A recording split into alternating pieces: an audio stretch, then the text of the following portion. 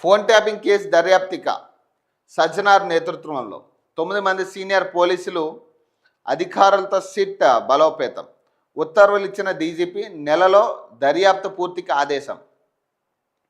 Phone tapping కేసులో రాష్ట్ర ప్రభుత్వం కీలక నిర్ణయం తీసుకుంది. ఈ కేసులో ఇప్పటికే సిట్ దర్యాప్తు కొనసాగిస్తుండగా తాజాగా హైదరాబాద్ పోలీస్ కమిషనర్ సజ్జనార్ నేతృత్వంలో ప్రత్యేక దర్యాప్తు బృందాన్ని ఏర్పాటు చేసింది. కేసు దర్యాప్తును వేగవంతం చేయడానికి సీనియర్ పోలీస్ అధికారులతో బృందాన్ని ఏర్పాటు చేస్తూ డీజీపీ శివధర్ రెడ్డి గురువారం ఉత్తర్వులు జారీ చేశారు. ఈ బృందంలో Ramagundam commissioner Amber Kishore, Siddipet CP SM Vijay Kumar, Madhapur DCP Reetraj, Maheshwaram DCP K Narayana Reddy, Greyhounds group commander M Ravinder Reddy, Rajendra Nagar ADCP KS Rao, Jubilee Hills ACP Venkatagiri, దర్యాప్తు అధికారి అలాగే Nagender Rao, HMR L, CH శ్రీధర్ను నియమించారు. ఫోన్ ట్యాపింగ్ దర్యాప్తును నెలాఖరు వ్యవధిలో పూర్తి చేయాలని నిర్దేశించారు. ఈ కేసు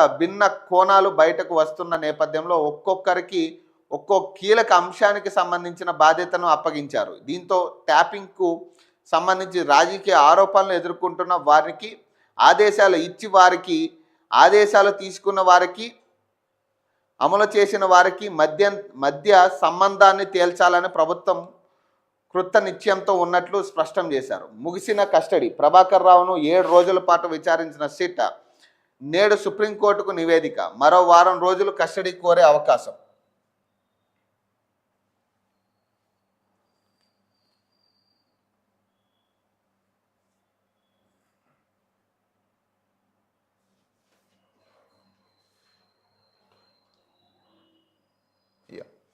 ఫోన్ ట్యాపింగ్ కేసులో ఎస్ఐబి మాజీ చీఫ్ ప్రభాకర్ రావు కస్టడీ ముగిసింది.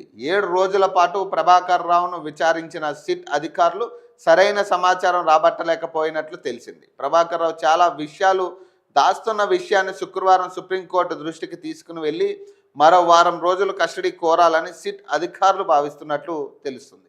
ఇప్పటి వరకు సిట్ విచారణలో ప్రభాకర్ రావు వెల్లడించిన అంశాలపై హైదరాబాద్ సిపి సజ్జనార్ సమీక్ష నిర్వహించి తగు సూచనలు చేసినట్లు సమాచారం. మావోయిస్టుల పేరు చెప్పి ప్రైవేటు వ్యక్తుల ఫోన్ నెంబర్లు ట్యాప్ చేసిన విషయం స్పష్టమవుతున్నా అలా ఎందుకు చేశారు, ఎవరు ఆదేశాలతో చేశారు, ట్యాపింగ్ సంభాషణలు విన్న తర్వాత ఆ సంభాషణలు రికార్డింగ్ చేసి ఎవరికి పంపించారు అనే విషయాలపై ప్రభాకర్ రావు పెదవి విప్పితే కానీ ముందుకు వెళ్ళలేమని దర్యాప్తు అధికారులు పేర్కొంటున్నారు.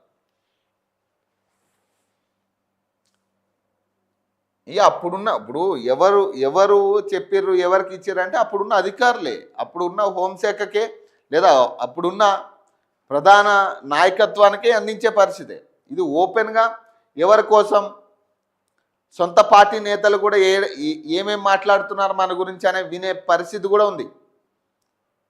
అప్పుడున్న కేసీఆర్, కేటీఆర్ అవసరమైతే హరీష్ రావు ఫోన్ కూడా ట్యాప్ అయింది కదా, హరీష్ రావు ఫోన్ కూడా ట్యాప్ చేసిన పరిస్థితి. ఇక్కడ ఏంటంటే సొంత పార్టీ నేతలు ఏడ జంప్ అవుతారో, మన గురించి ఏం మాట్లాడుకుంటున్నారో వినాలన్న ఆతృతతో చేసిన పనిది. ఎవరికి ఇస్తారు దీన్ని? కేసీఆర్కి ఇస్తాడు, కేసీఆర్ లేదా కేటీఆర్కి ఇవ్వాలి. మరి ఇంకెవరికి ఇస్తారు? కాకపోతే వాళ్ళు నోరిప్పరు. ఈ కేసు కొనసాగించాలి కదా, దీన్ని కొనసాగించాలంటే నోరు ఇప్పగొద్దు. ఇంకో 7 రోజుల కస్టడీ అయినా, ఇంకొక 7 రోజుల కస్టడీ అయినా ప్రధాన నిందితులను అరెస్ట్ చేసి వాళ్ళను కూడా ఫస్ట్ కస్టడీలోకి తీసుకుంటే కానీ ఇది తేలే పరిస్థితి లేదు ఇప్పట్లో.